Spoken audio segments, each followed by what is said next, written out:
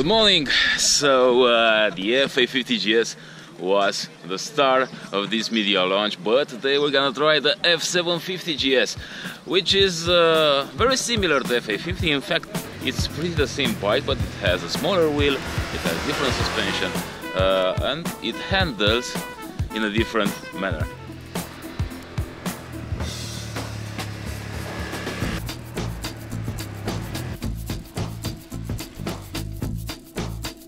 I'm very curious to see it.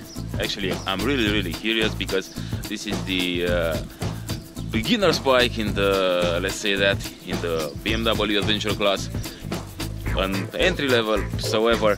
So I really want to see what it's capable of.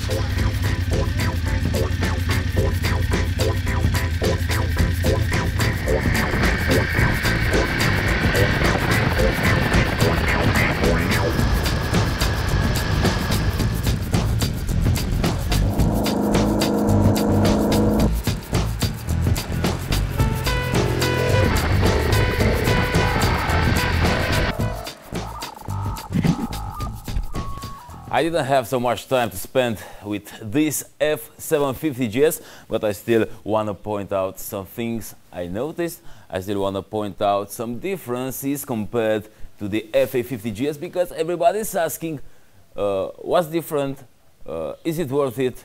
Okay, let's have a look. The biggest difference is at the front end. We have a smaller wheel. It's not a 21 anymore. It's a 19, and also the wheels are made out of aluminium. We don't have spokes anymore. Let's have a look at the fork. It's not an upside down anymore.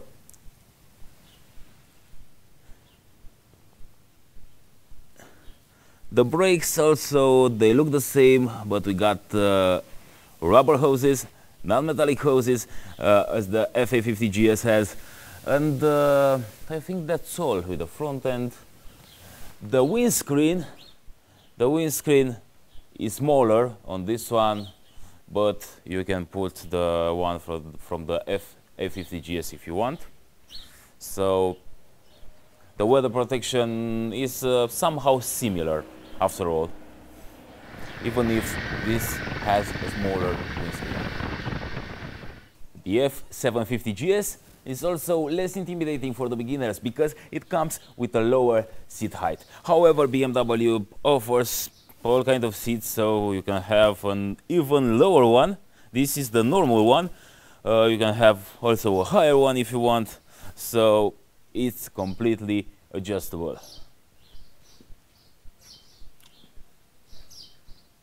As you can see over here, we got the dynamic ESA, but it's only on the rear, it's not on the front. You got no adjustment on the front suspension.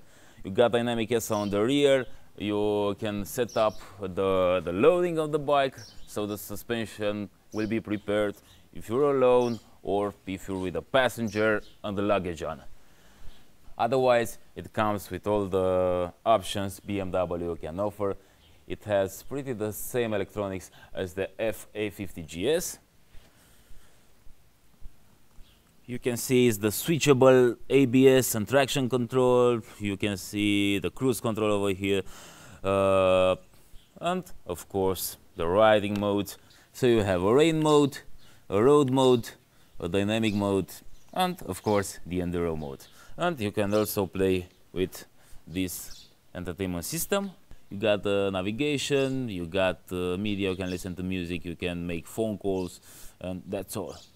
The engine is the same as the one on the F850GS, really the same, but this one offers less horsepower. However, after having a ride, I would say that you can't really feel the difference unless you're pushing hard.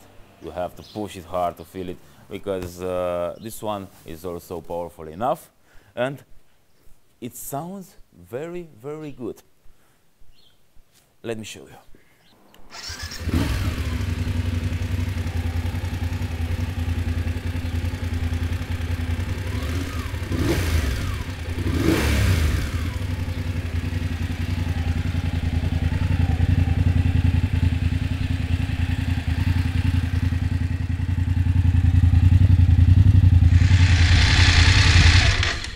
here's another important thing.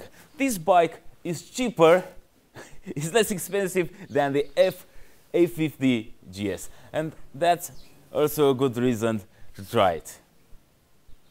Actually, if you're not into off-road very much, actually if you don't want a lot of power, and if you want an all-rounder for street use, for going to work, for going to holiday, for everything, the F750 is also a good solution.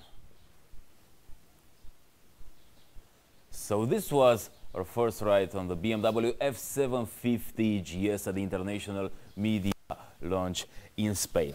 But now we're gonna go back home and take this bike for a more in-depth review.